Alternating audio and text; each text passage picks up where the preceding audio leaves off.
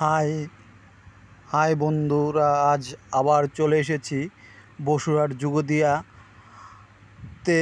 আপনাদেরকে আজ আমি দেখাতে যাচ্ছি বন্ধুরা, বিলাই মেও ইউটিউব চ্যানেল থেকে।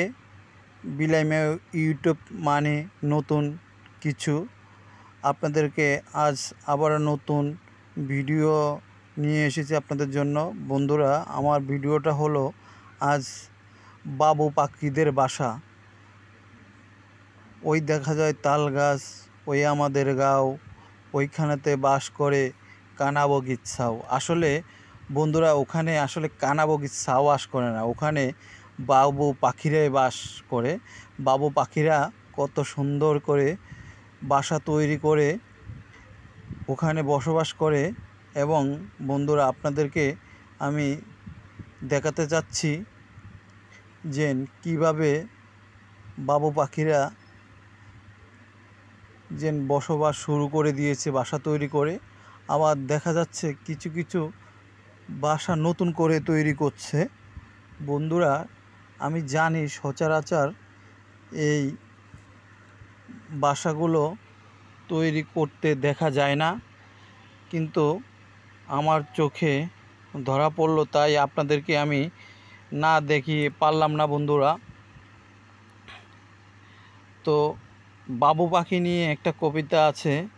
বাবু পাখিরে ডাকি বলে চড়াই, কুড়ো ঘরে থাকি করো শিল্পর বড়াই। আমি থাকি মহাসুখে অট্টালিকা পরে, তুমি কত কষ্ট পাও রোদ বৃষ্টি ঝরে।